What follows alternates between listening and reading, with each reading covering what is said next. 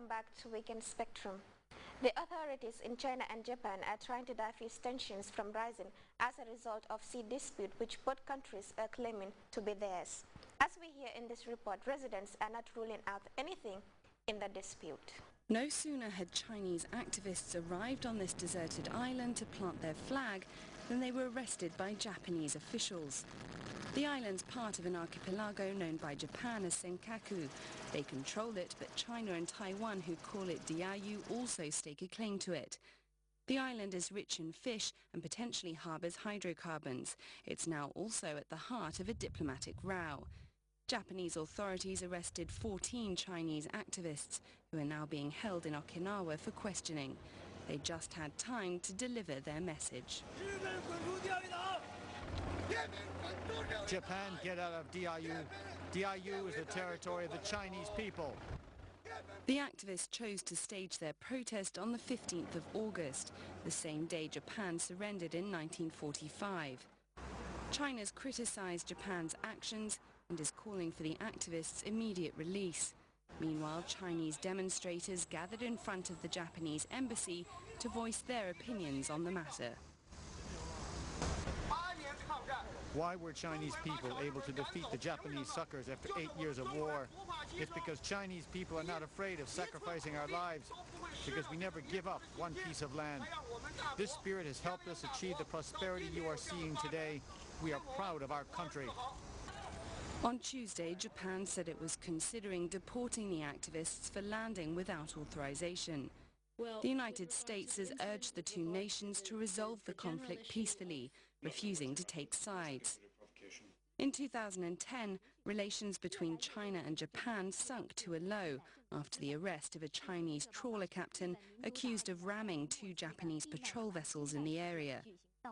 It's thought Japan now has plans to nationalize the islands, which are privately owned by a Japanese family. After being hauled up in the Ecuadorian embassy in London since June 15th, WikiLeaks founder Julius Assange has been granted political asylum.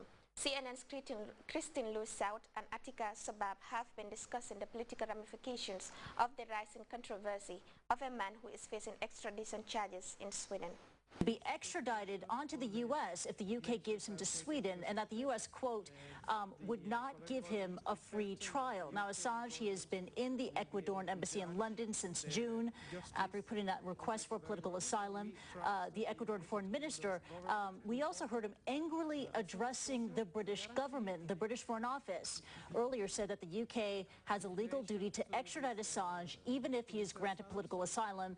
And you heard it moments ago, Mr. Patino's response was this, quote, throughout the process of our talks, the UK has not given it all in helping to find a solution that satisfies all parties. Their message yesterday was, again, this is in his words, a clear attack to Ecuador as a sovereign nation. The Ecuadorian foreign minister, he also added that, quote, there isn't any law to justify an interference in diplomatic premises anywhere in the world.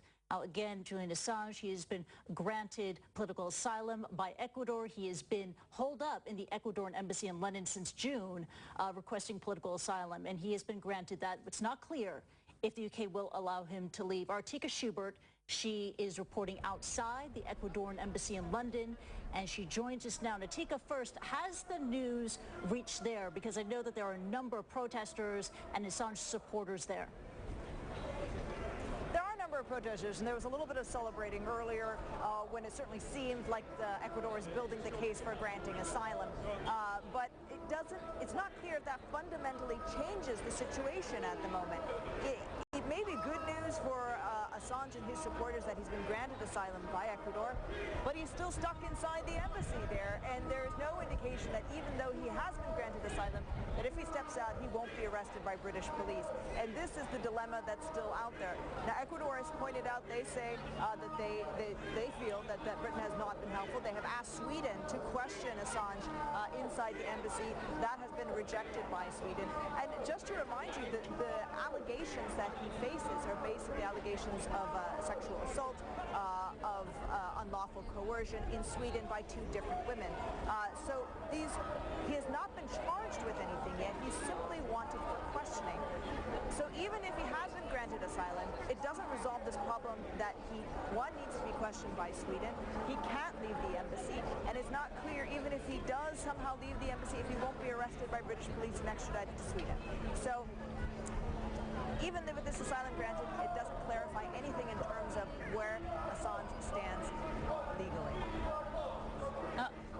Atika, is there any way Julian Assange can get himself out of the embassy, out of London, out of the country and onto Ecuador? Bottom line, even though he's been granted political asylum in Ecuador, can he even leave?